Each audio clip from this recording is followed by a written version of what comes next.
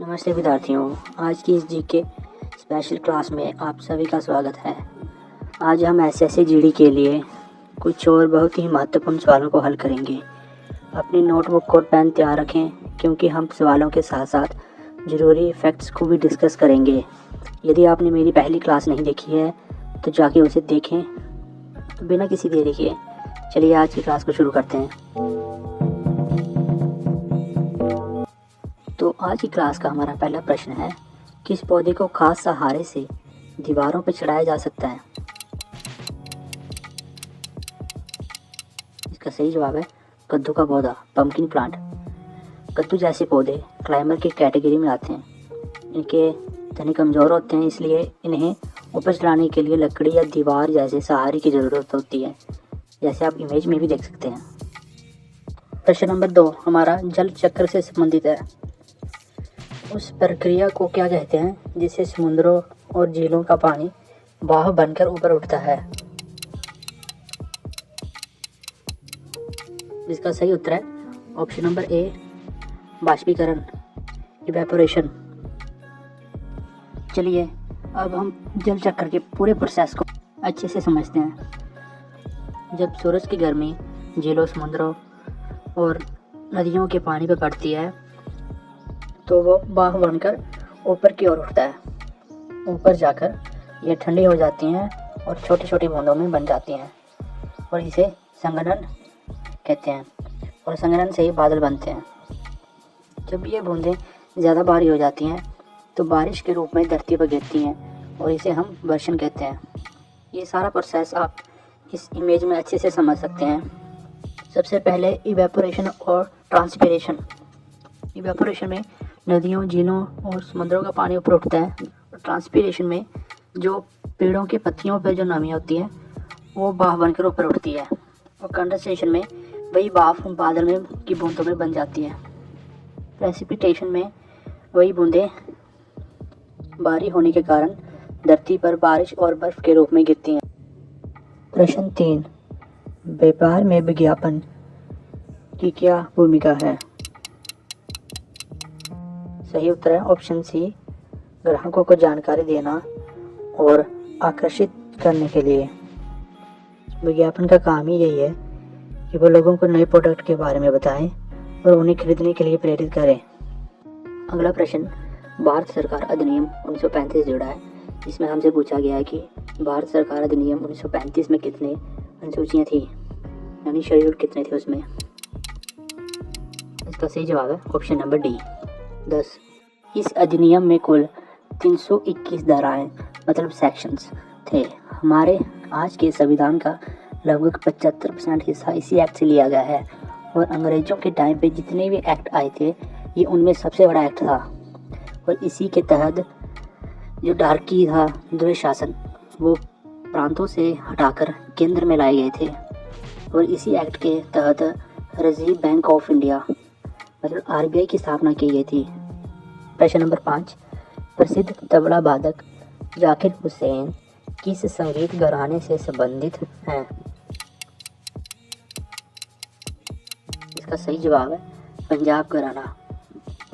ये उस्ताद अल्लाह राखा के पुत्र हैं और उन्हें अब तक कुल 5 ग्रैमी अवार्ड जीते हैं।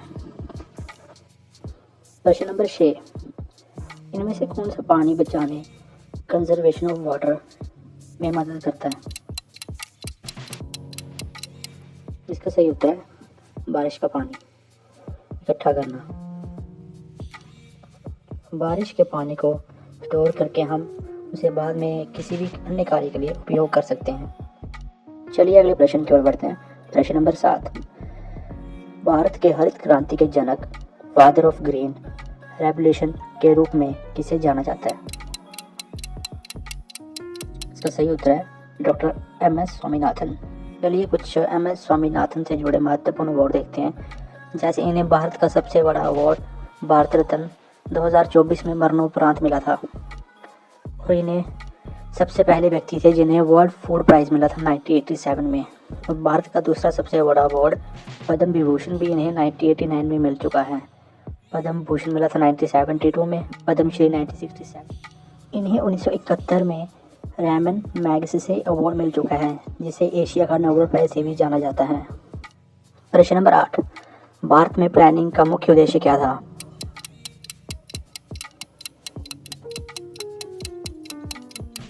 इसका सही उत्तर है ऑप्शन नंबर बी, विकास की प्रक्रिया शुरू करना। हमें याद रखना है कि प्लानिंग कमीशन की स्थापना 1950 में हुई थी और इसके चेयरमैन पंडित जवाहरलाल नेहरू थे।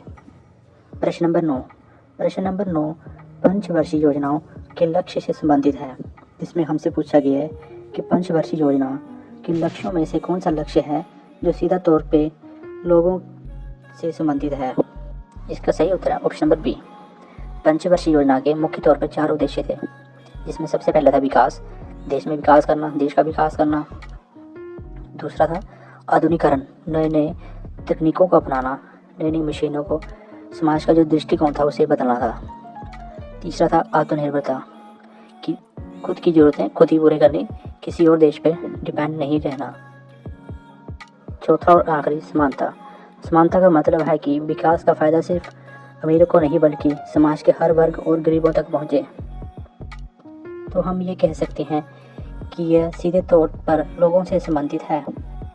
आज की क्लास का 10वां प्रश्न हमारा भारतीय प्रेस एक्ट से संबंधित है। भारतीय प्रेस एक्ट, जो प्रेस को कंट्रोल करने के लिए बनाया गया था, किस साल पास हुआ था? इसका सही उत्तर है ऑप्शन नंबर डी, 1910 में। इस एक्ट के आने के बाद अगर कोई अखबार सरकार के खिलाफ लिखता तो सरकार उसकी जमानत जब्त कर सकती थी और प्रेस को भी बंद कर सकती थी। लगभग 500 अखबार इस कानून के डर से बंद हो गई। 1921 में सप्रू समिति की सिफारिशों पर इसे ख़त्म किया गया। वीडियो के साथ बने रहिए और एंड में चेक कीजिए कि आपके 20 में से कितने सवाल सही होते हैं। अब अगला प्रश्न नंबर 11, कौन सा त्यौहार मुख्य रूप में ईसाई समुदाय द्वारा मनाया जाता है? इसका सही उत्तर है गुड फ्राइडे। माना जाता है कि इसी दिन ईसा मसीह को सूली पर चढ़ाया गया था। हालांकि यह दिन एक शोक का है, फिर भी इसे गुड क्यों कहा जाता है? क्योंकि यह उनके प्रेम, सेवा, बलिदान की जीत का प्रतीक है। गुड फ्राइडे के अगले रविवार को ईस्टर मनाया जाता है, क्योंकि ईसाई धार्मिक मान्यताओं के अनुसार उस दिन ईसा मसीह पुनर्जीवित हो गए थे। तो आप याद रखिए, पिछली बार गुड फ्राइडे के बारे में पूछा गया था, तो इस बार शायद ईस्टर के बारे में भी पूछा जा सकता है। तो आपको याद रखना है, ईस्टर गुड फ्राइडे के अगले रविवार को मनाया जाता है।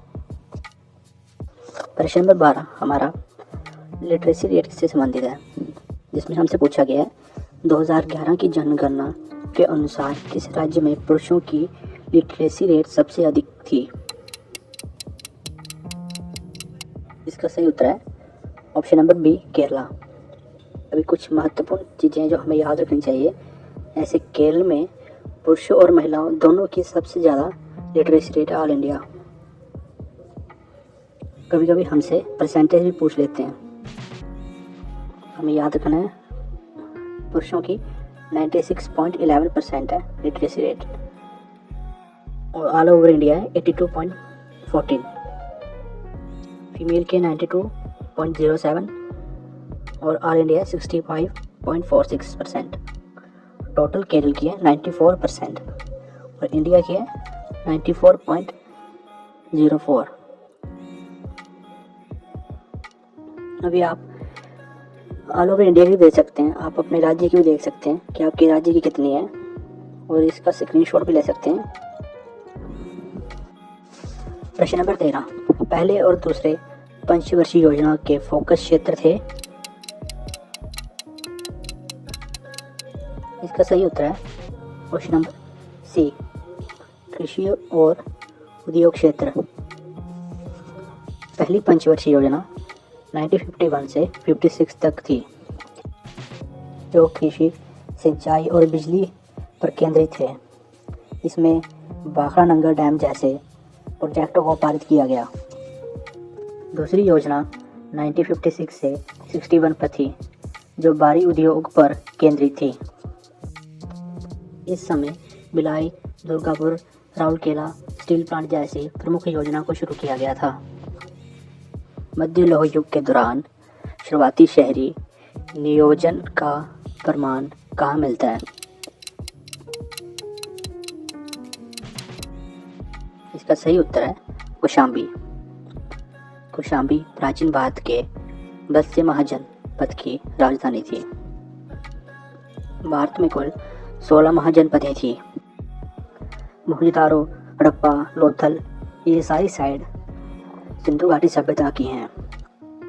सिंधु घाटी सभ्यता वाले भी अर्बन प्लानिंग में रहते थे, वो भी शहरी जीवन जीते थे। बट एक बात याद रखनी है कि उन्हें लोहा और शेर दोनों के बारे में मालूम नहीं था। लोहे की खोज वैदिक काल में हुई थी। प्रश्न नंबर 15 हमारा अर्जुन अवार्ड से संबंधित है, जो खेलों के क्षेत्र में दिया जाता है। इसमें हमसे पूछा गया है 1961 में अब अर्जुन अवार्डों के पहले एडिशन में कितने लोगों को यह पुरस्कार मिला था? इसका सही उत्तर है ऑप्शन नंबर डी 20। अभी याद रखिए 2025 में कुल 34 खिलाड़ियों को अर्जुन पुरस्कार मिला था, जिनमें से 17 पैरा एथलीट थे, जो काफ़ी बड़ी बात है। चलिए अब हम अपने अगले प्रश्न की ओर बढ़ते हैं, जिसमें हमसे पूछा गया है हॉर्नबिल त्यौहार किस राज्य में मनाया जाता है? इसमें आप एक बात याद रखना, हॉर्नबिल एक पंछी है।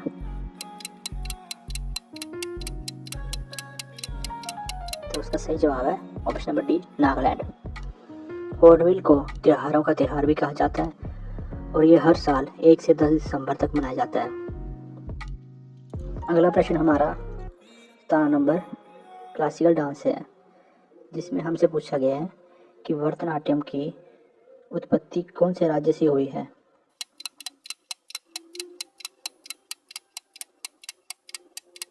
इसका सही उत्तर है तमिलनाडु।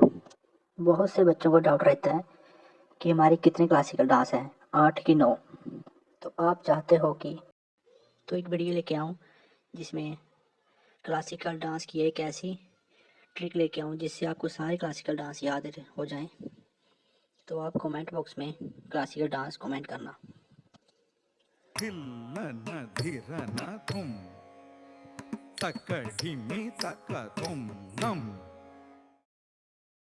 प्रश्न नंबर 18 में हमसे पूछा गया है कि इनमें से कौन सा भारत में पंचवशी योजना का एक उद्देश्य था?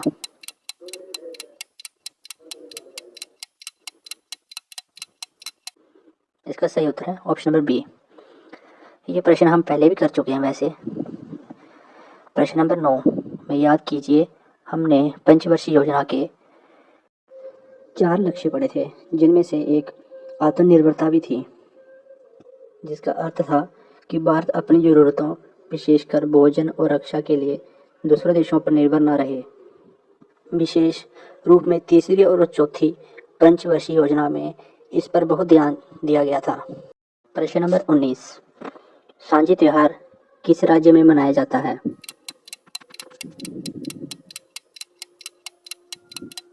इसका सही उत्तर है option number D Punjab.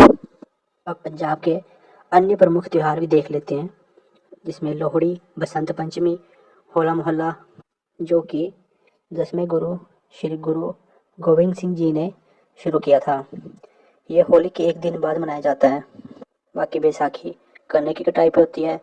Diwali या बंदी छोड़ दिवस, जिसका संबंध 6वें गुरु श्री गुरु गोविंद जिसका संबंध 6वें सिख गुरु श्री गुरु हरगोविंद जी से है। इस दिन उन्होंने जहांगीर की कैद से खुद के साथ साथ 52 और राजाओं को जहांगीर की कैद से रिहा करवाया था। और त्यौहार जैसे गुरु नानक जयंती और तीयों का त्यौहार। आज की क्लास का अंतिम प्रश्न हमारा मोखारी वंश से है। इसमें पूछा गया है मोखारी वंश के किस राजा ने बाद के गुप्तों को हराने का दावा किया था? इसका सही उत्तर है ऑप्शन नंबर सी सर्ववर्मन। उसने गुप्तों को हराकर मगध पर खुद का शासन कायम किया। जो गंगा यमुना दोआब के क्षेत्र में है। विद्यार्थियों, आज की क्लास यहीं समाप्त होती है। कमेंट बॉक्स में ज़रूर लिखना कि आपके कितने प्रश्न सही हुए, और मैं उम्मीद करता हूँ कि आपको इन सवालों को अच्छे से समझ लिया होगा। तो मिलते हैं फिर किसी और क्लास में। धन्यवाद।